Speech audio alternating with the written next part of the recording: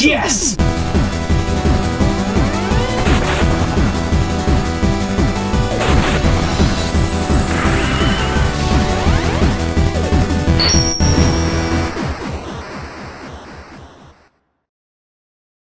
Hey everyone, and welcome back to another episode of The Completionist. Yes, my beard is gone, but if you want more information on why, give it a click right here. This little video will not only tell you why my beard is gone, but it'll give you my schedule for all the conventions I'm going to this year. So if you plan on going to any conventions, give it a click right here to see which ones that I'm going to be going to. Today, Splatoon is out. I've had several weeks to play it, both offline and online with other YouTube friends and journalists.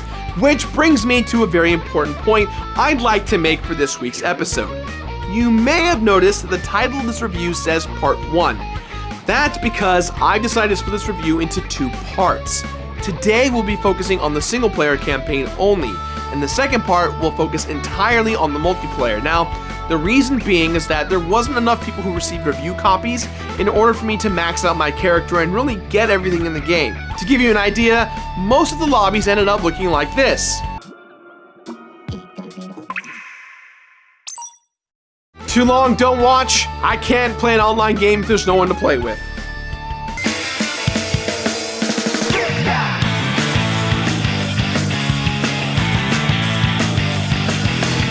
I've been secretly saying it under my breath for years. Nintendo has been needing to make a new IP. One that takes advantages of the current hardware and pushes Nintendo into new territory. We know that Nintendo has perfected the platformer, the brawler, the racer, and sometimes even the RPG. So to me, the next best genre to ink into is a first-person shooter. But in this case, Splatoon evolved from the ideals of an FPS and turned into a refreshingly unique third-person shooter game. Starting out as a mini demo made by Shintaro Sato of the Animal Crossing team, Splatoon has gone through several revisions as to what exactly the game is.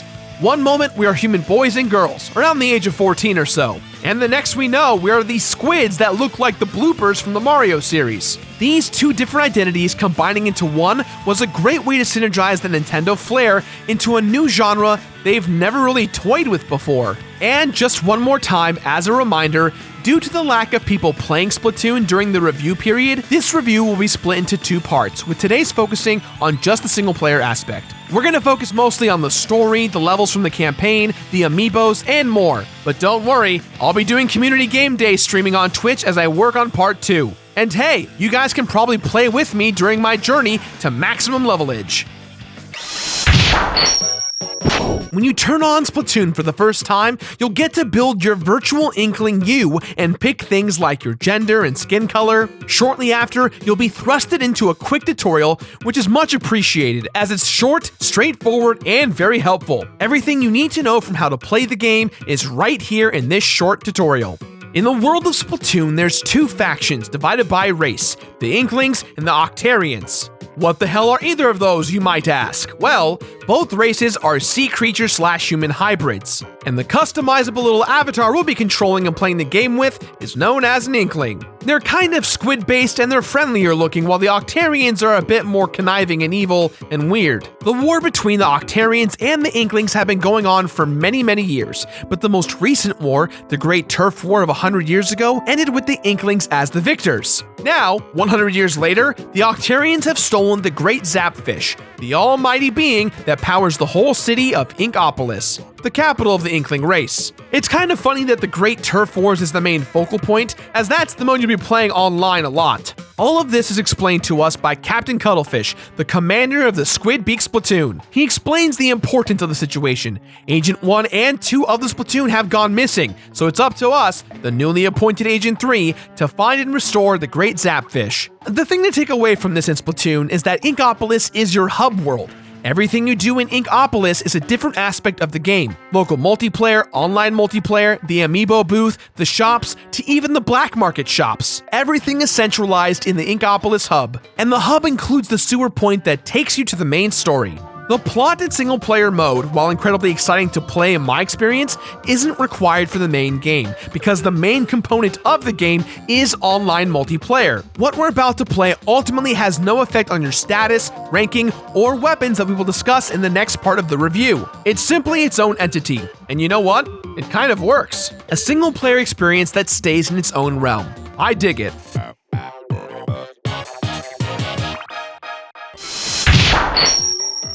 Far and away, Splatoon's shining achievement for me thus far has got to be the overall aesthetic of the game. Everything reminds me of the late 90s, early 2000s, with things like Jet Set Radio, skate parks, rocket power, grind rails, graffiti art, and essentially, Splatoon hits that right on the head. Cool Rooney. Coolo Rooney.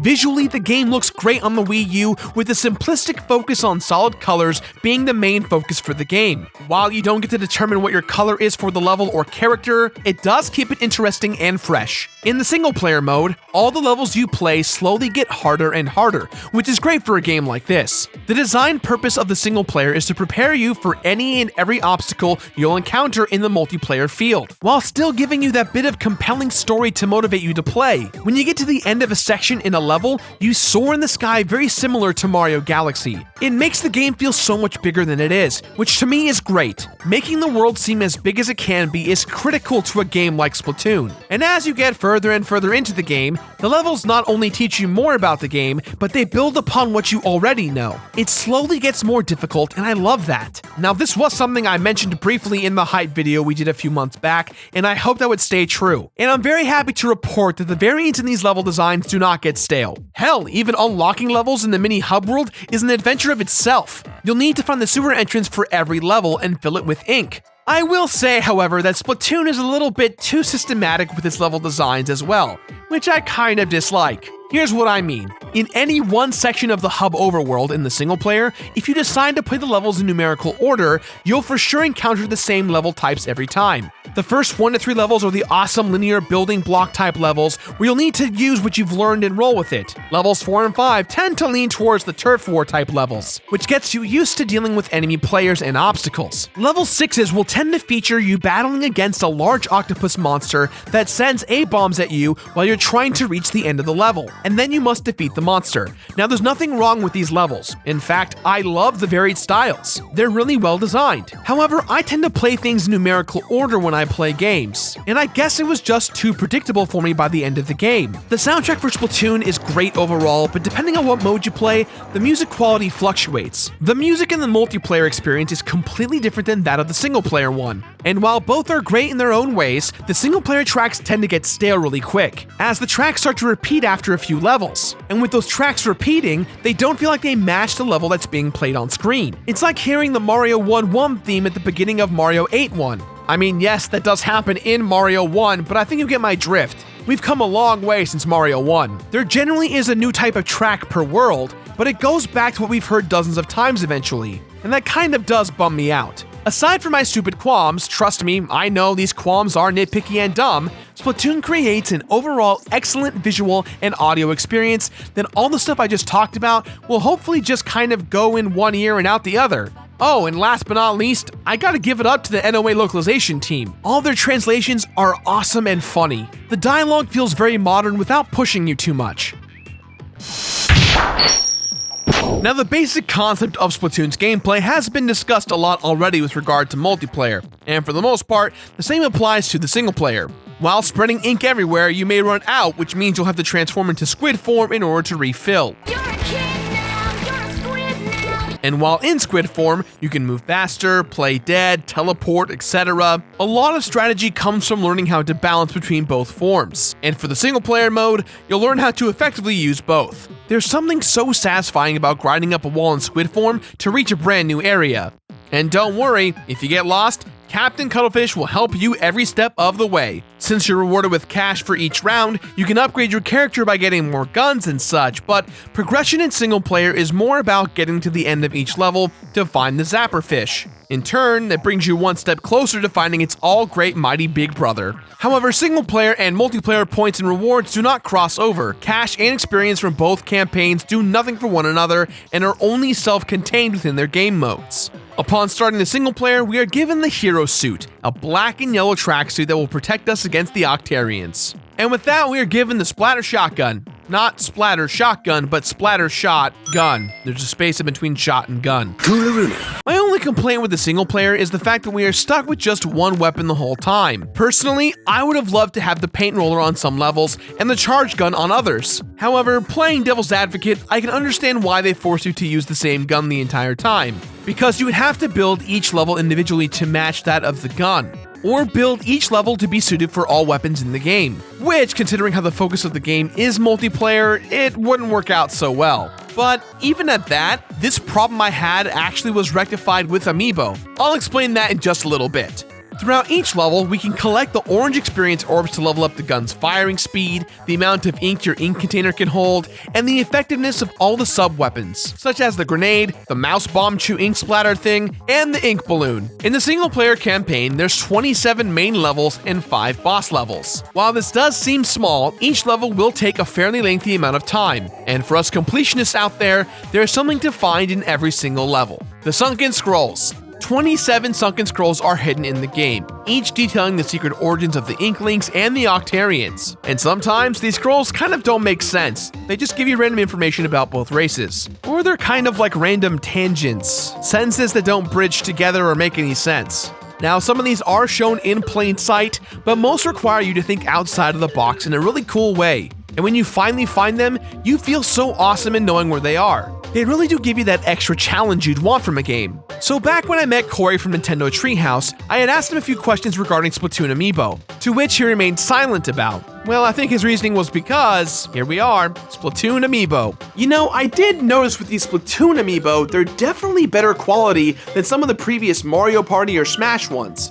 I think with enough time, Nintendo has finally figured out how to produce them at a pretty good standard of quality. The Splatoon Amiibo, in my opinion, may be the best use of Amiibo thus far in any Nintendo game to date. There's 3 Amiibos currently compatible with this game: the Orange Inkling Girl, the Green Inkling Squid, and the Blue Inkling Boy. When you put an Amiibo into the game, it'll offer you a total of 20 separate challenges. Each challenge is taken straight from the single-player campaign, however each Amiibo offers different modifiers. Playing with the Orange Inkling Amiibo lets you play a lot of the single-player mode using the Charger Rifle. Playing with the Green Inkling Squid creates time challenge rushes for each stage, with a few stages that will require you to use limited amount of ink per run. And playing with the Blue Inkling Amiibo allows you to play with the Paint Roller, which is my favorite weapon thus far. Completing 3 stage challenges and then a boss challenge will grant you a special item only available if you have the Amiibo. And for each challenge you beat, you're given cash, which you can use to buy new weapons and clothes for the multiplayer. And they give you a lot of cash per challenge. I'd argue that if you have all 3 Amiibos, not only can you get a lot of cash for your online play, but you can almost certainly max out your character in the single player mode too. This to me not only adds hours and hours of gameplay, but it gives a more satisfying reason as to own the Amiibo. If future Nintendo titles follow this model, Amiibo collectors like myself will be so incredibly thrilled. The boss fights in this game, while there's only a few, are fantastic breaks when you're getting a little restless from the levels. None of them are too challenging, but one of the great things about each boss fight is that when you beat the bosses, you are given a blueprint for a multiplayer gun. You can then buy the gun from the stores in Inkopolis. However, in order to use these guns, you need to be the appropriate level in the online mode. These subtle rewards from the single player that cross over into the multiplayer side of things are fantastic, as it encourages us completionists out there to do our job. Complete it all.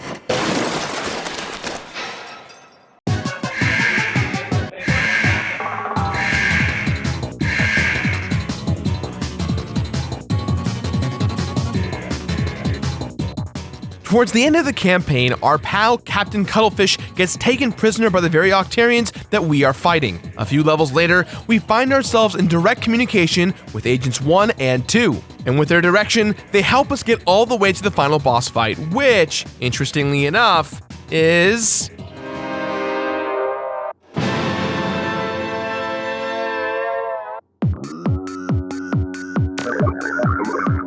Ladies and gentlemen, the boss of the game is named DJ Octavio. Holy crap, he takes up almost the whole screen. Look at this guy. This boss fight is nothing to joke about, even though he does make comments about remixing your face. The entire stage is you chasing after DJ Octavio as he's trying to punch you to death. the entire experience of this boss fight is incredibly hard. The DJ actually is the hardest thing you'll ever come across in the entire game. It's one of those bosses that's way harder than it needs to be, and I am perfectly fine with it. There's a very large difficulty spike on the last level, but this challenge is awesome. The whole time you'll be conflicted with rocking out and having a good time to being incredibly frustrated of how hard the boss is. And with the defeat of DJ Octavio, we rescued the captain, saved all of the mighty Zapfish, and restored everything back to normal. Time to paint the credits.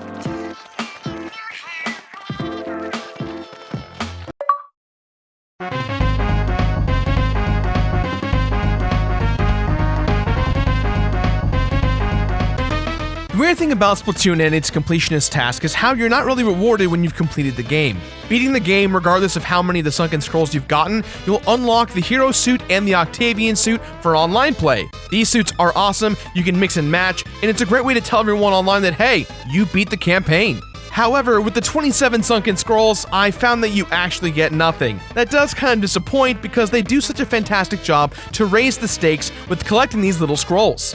These scrolls really help build and flesh out the world and lore of Splatoon, but other than that, no rewards for getting all the scrolls. I will say though that beating all 20 Amiibo challenges per Amiibo gives you great incentives.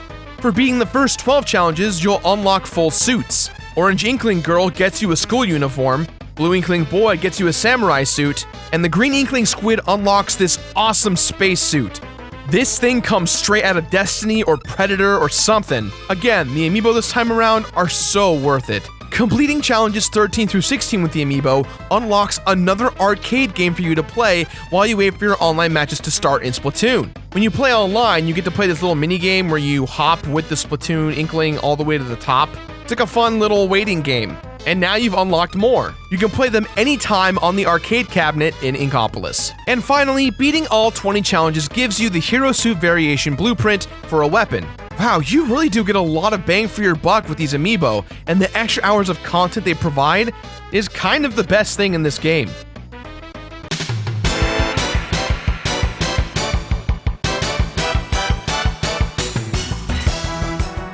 I really wish that for today's episode, I could rename this section The Joy, because I had a blast every single step of the way.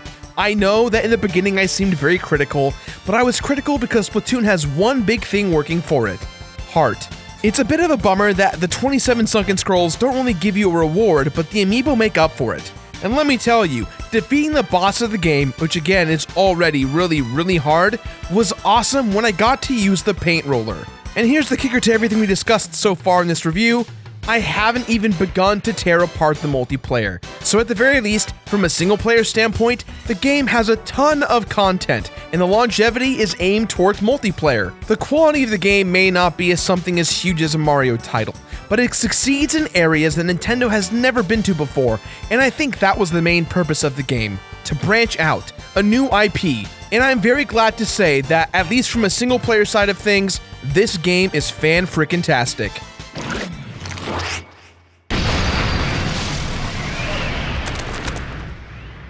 So Splatoon may be marketed towards children and teenagers, but I guarantee you that people my age and older are going to be picking this game up.